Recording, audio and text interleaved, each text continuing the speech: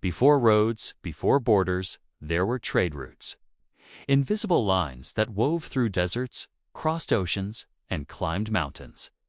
These weren't just paths. They were the arteries of the ancient world, pumping life, wealth, and ideas across continents.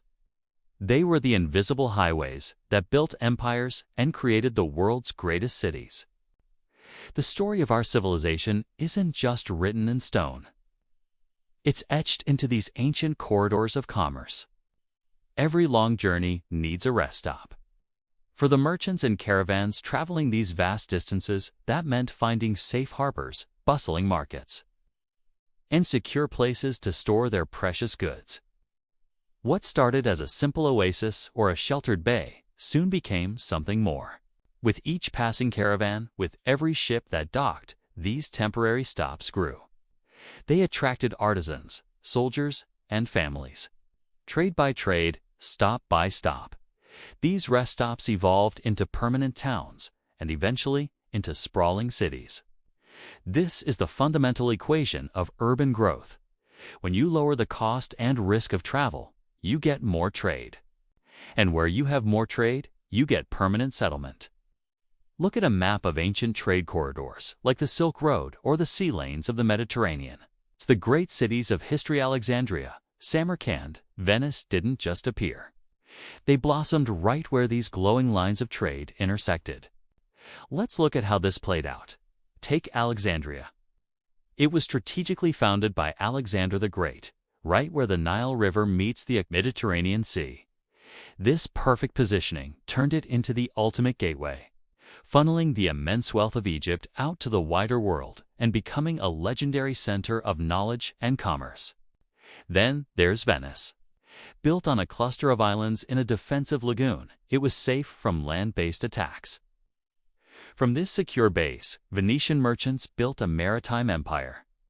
Their ships dominating trade routes and bringing unimaginable wealth back to their city of canals. Each city was a testament to the same principle. They were built not just on land, but on connection. And now, consider modern Singapore. Its founders established it as a free port with a brilliant geographic advantage, sitting right on a critical strait. This combination of smart policy and perfect geography transformed it into one of the world's busiest and most important ports. The formula remains unchanged: ports, paths, and prosperity. For centuries, the map of global trade seemed set. But technology has a way of rewriting everything. In 1869, the opening of the Suez Canal was a seismic event. It instantly cut 7,000 kilometers from the sea journey between Asia and Europe. The old routes that went around Africa became obsolete overnight. Suddenly, cities that were once minor players found themselves at the center of the world. Ports like Singapore and Rotterdam, perfectly positioned along this new superhighway, exploded in importance, becoming the new hearts of global trade. Today, about 12% of all world trade passes through that single canal. The same story repeated with the Panama Canal. And it continues today as we build ever larger container ships and use AI to optimize shipping routes in real time. The map is never static. It's constantly being redrawn by our quest for more efficient trade.